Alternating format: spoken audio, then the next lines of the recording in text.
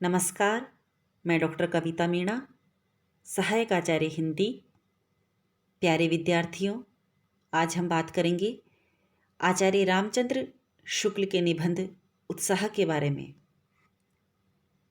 बच्चों, आचार्य रामचंद्र शुक्ल हिंदी साहित्य में एक श्रेष्ठ आलोचक और एक सफल निबंधकार के रूप में जाने जाते हैं। शुक्ल जी के बारे में बच्चों हम पहले के वीडियो में बात कर चुके हैं, इसलिए आज के इस वीडियो में हम उनके निबंध उत्साह के बारे में चर्चा करेंगे। बच्चों, शुक्ल जी का जो यह निबंध है उत्साह, यह उनका एक मनोविकार संबंधी निबंध है। जैसा कि मैंने पहले के वीडियो में आपको बताया था कि हिंदी निबंध के क्षेत्र में शुक्ल जी ऐसे निबंधकार हुए जिन्होंने मानव मन के अनेक भावों जैसे श्रद्धा, भक्ति, लज्जा, ग्लानि, क्रोध, उत्साह, करुणा आदि भावों पर निबंध लिखे और इन भावों का गहराई से विश्लेषण इन्होंने अपने निबंधों में प्रस्तुत किया। बच्चों, उत्साह क्या होता है? उत्साह को परिभाषित करते हुए देखिए, शुक्ल जी ने अपने निबंध में लिखा है कि साहसपूर्ण आनंद की उमंग का नाम उत्साह है। यानी बच्चों, हम इसे इस तरह से समझ सकते हैं कि साहस और आनंद के साथ किसी कार्य को करने का जो जोश होता है, जो उमंग हमारे मन के अंदर पैदा होती है, उस भाव को हम उत्साह कहते हैं। बच्चों, जिस तरह से भय में हम पूरी तरह से दुखी होते हैं और उन स्थितियों को अपने से दूर रखने की कोशिश करते हैं जिनसे हमें डर लगता है, लेकिन उत्साह में ऐसा नहीं होता। उत्साह में हम साहसपूर्वक आगे बढ़कर कर्म करने के लिए प्रयत्नवान होते हैं।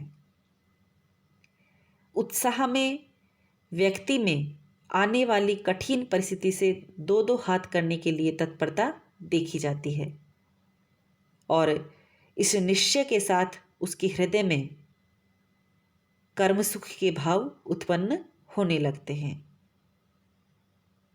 कर्म के संकल्प में वह व्यक्ति प्रयत्नवान होता है और दृढ़तापूर्वक उस कर्म को पूरा करने में लगा रहता है। कर्म करते समय वह व्यक्ति बराबर सुख का अनुभव करता रहता है। यदि कर्म करते समय उसके मार्ग में कठिनाइयाँ या बाधाएं आती भी है तो वह उनसे जरा भी विचलित नहीं होता और आनंदपूर्वक अपने कर्म में लगा रहता है। तो इस तरह से देखिए बच्चों, उत्साह जो भाव होता है, इसमें साहस और आनंद का योग होता है।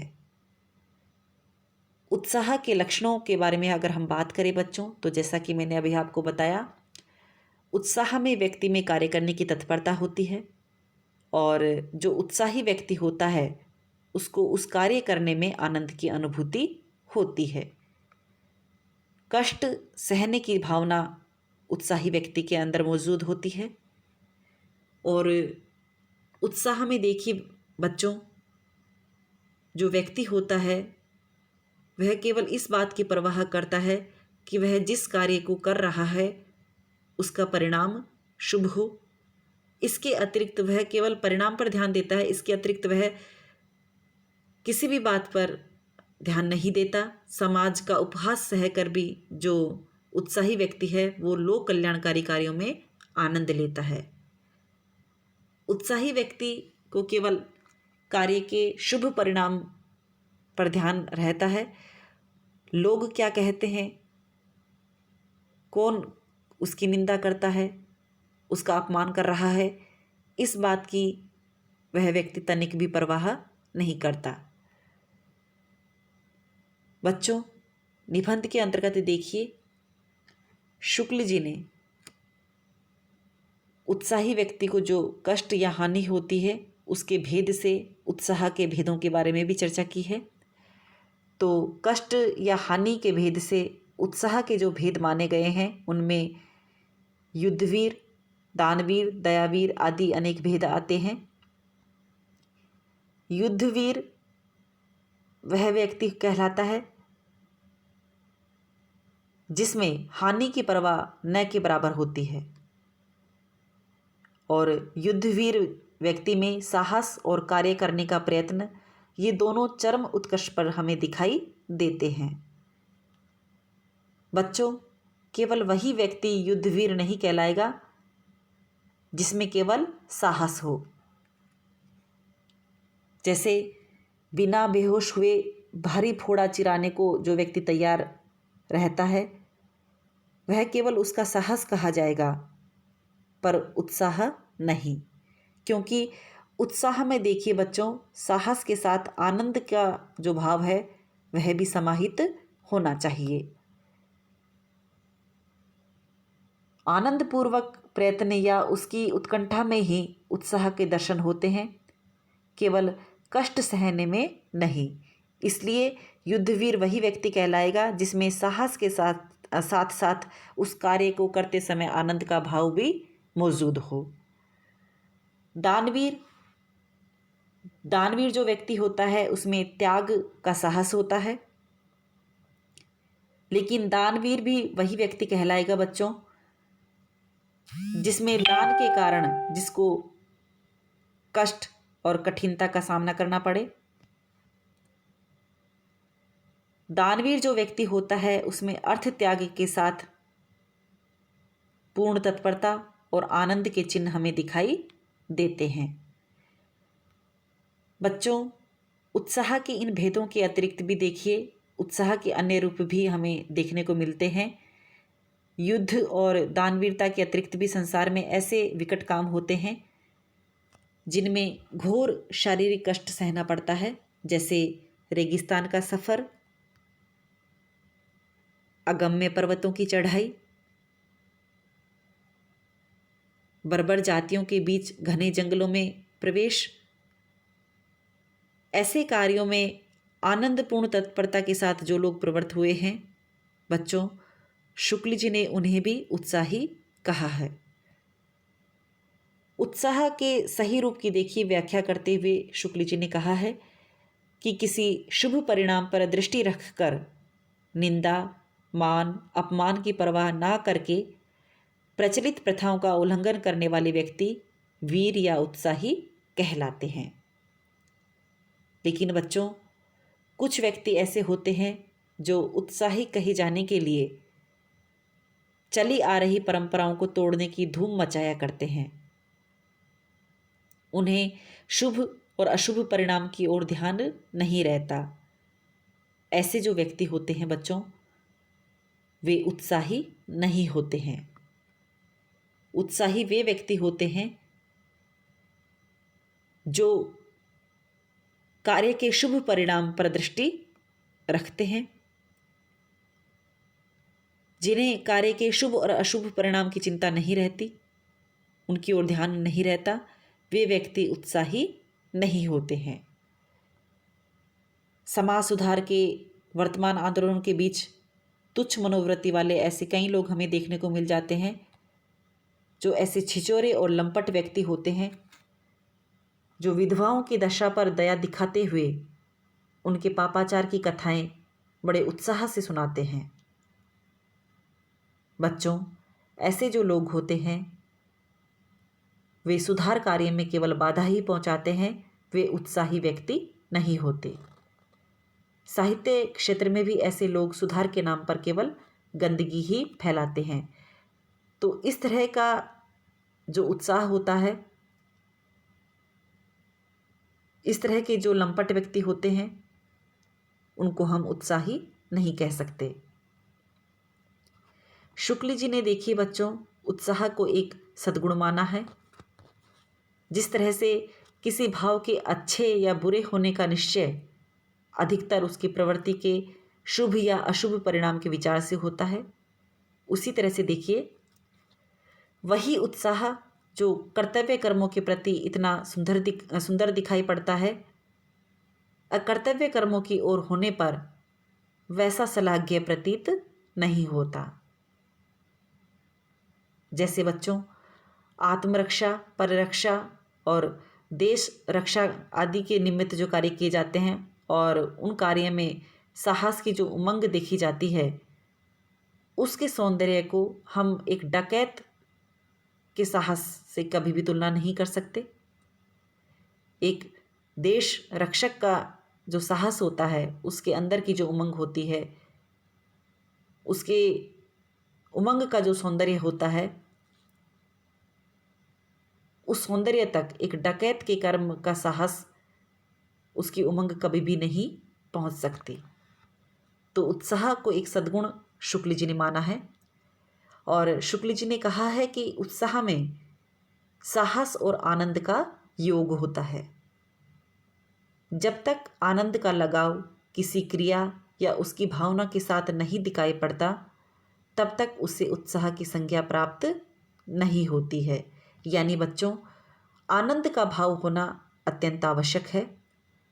केवल कार्य को करते समय साहस होगा और आनंद नहीं होगा तो वह भाव उत्साह नहीं कहलाएगा। जैसे यदि किसी प्रिय मित्र के आने का समाचार पाकर हम चुपचाप ज्यों के त्यों आनंदित होकर बैठे रह जाएं या थोड़ा हंस दें, तो यह हमारा उत्साह नहीं कहा जाएगा। हमारा उत्साह तभी कहा जाएगा जब हम अपने मित्र का आगमन सुनते ही उठ खड़े होंगे और उससे मिलने के लिए दौड़ पड़ेंगे। कृष्ण और सुदामा की मित्रता आपको याद होगी बच्चों। किस तरह से सुदामा जब कृष्ण से मिलने जाते हैं और जब इसका समाचार कृष्ण को मालूम पड़ता है तो किस भांति देखिए वो दौड़ते हुए अपने मित्र से मिलने जाते हैं। तो यह जो भाव है वह उत्साह कहलाता है। किसी कर्म के संबंध में जहाँ आनंदपूर्ण तत्परता दिखाई पड़ती है, हम उसे उत्साह कहते हैं। तो बच्चों, कर्म के अनुष्ठान से संबंधित जो आनंद होता है वो 3 रूपों में हमें दिखाई पड़ता है। कर्म भावना से उत्पन्न आनंद, फल भावना से उत्पन्न आनंद और विषयांतर से प्राप्त आनंद। इनमें कर्म भावना से उत्पन्न आनंद को ही सच्चे वीरों का आनंद समझना चाहिए। इसमें साहस का योग प्राय बहुत अधिक रहा करता है। सच्चा वीर कर्म क्षेत्र में उतरते समय, कर्म करते समय भी उतना ही आनंद से भरा रहता है जितना कर्म पर सफलता प्राप्त होने पर। वह कर्म और फल में अंतर नहीं करता है। फल की भावना से भी कर्म में हर्ष और तत्परता आती है, किंतु फल का लोभ जहाँ प्रधान रहता है वहाँ फल की भावना के साथ आनंद भी मंद होता जाता है। जब फल की आशा नहीं रहती तो आनंद की उमंग भी कम हो जाती है और कर्म में शिथिलता आ जाती है। कर्म भावना प्रधान उत्साह सदा एक सा रहता है बच्चों। अतः कर्म भावना प्रधान उत्साह ही सच्चा उत्साह माना जाता है। बच्चों, शुक्ल जी का मानना है कि उत्साह में कर्म और फल दोनों का मेल रहता है। फल हो तभी कर्म में तत्परता आती है। जैसे अगर हम कोई कार्य कर रहे हैं और उसका हमें कोई फल मिलेगा, जब यह बात हमें मालूम होती है तो उस कार्य को करने में देखिए तत्परता आ जाती है। तो फल हो तभी कर्म में तत्परता आती है। फल बहुत दूर हो तो कर्म में भी तत्परता नहीं आ सकती। इसी प्रकार कर्म के साथ लगाव न हो तो फल कभी नहीं मिल सकता। फल की इच्छा मात्र से जो कर्म किया जाएगा वह आनंद शून्य और निर्जीव ही होगा। जो लोग कर्म करने में आनंद नहीं लेते और उतावलापन दिखाते हैं, उतावलापन दिखाकर कर्म साधना का निर्वाह नहीं करते बच्चों, वे बीच में ही उद्देश्य से दूर हो जाते हैं। जब केवल फल में ही विशेष आसक्ति होती है तो कर्म को अत्यंत कम मात्रा में करके फल प्राप्ति की लालसा उत्पन्न होती है। भगवान श्री कृष्ण ने फल की आसक्ति न रखकर कर्म करने का उपदेश दिया था, किंतु उनके अनुयायी कर्म पथ का त्याग करके केवल फल की ओर ही उन्मुख दिखाई देते हैं। शुक्ल जी ने कहा कि आनंद के साथ कर्म करने वालों को यदि अंतिम फल भी ना मिले तो वह घाटे में नहीं रहता। वह कर्म न करने वाले से तो अच्छा ही है, क्योंकि कर्म काल में ही उसने जो आनंद पाया वही संतोष का विषय है। उसे फल ना मिलने पर भी पछताना नहीं पड़ेगा। वह संतोषप्रद कर्म करके आत्मग्लानि से तो बचा रह जाएगा। निबंध के अंत में देखिए बच्चों, शुक्ल जी ने कर्मण्य व्यक्ति के बारे में चर्चा की है। कर्म में आनंद अनुभव करने वाला ही कर्मण्य कहलाता है। कर्मण्य व्यक्ति कर्म करने में इतने आनंदित होकर रम जाता है कि मानो उसे फल की प्राप्ति हो ही गई हो। फल प्राप्ति के आनंद से उसका कर्म करते समय का जो आनंद है वह जरा भी कम नहीं होता। जो कर्मवीर लोक का हित करता है और कल्याणकारी कार्य करता है, उसे अपना कार्य करने में ही सच्चा सुख मिलता है। तो इस तरह से देखिए बच्चों, हम कह सकते हैं कि उत्साह जो भाव होता है इसमें कर्म और फल की मिलीजुली अनुभूति होती है। कर्म सौंदर्य के उपासक ही सच्चे उत्साही कहलाते हैं। युद्ध वीरता में साहस और प्रयत्न दोनों अपने चरम उत्कर्ष पर दिखाई देते हैं। उत्साह की जो गिनती है वो अच्छे गुणों में होती है। उत्साह एक यौगिक भाव है जिसमें साहस और आनंद का मेल रहता है। आज के लिए बच्चों बस इतना ही। उम्मीद करती हूँ कि आज की इस व्याख्यान की मदद से आपको शुक्ल जी का यह निबंध समझने में सहायता मिलेगी। धन्यवाद बच्चों।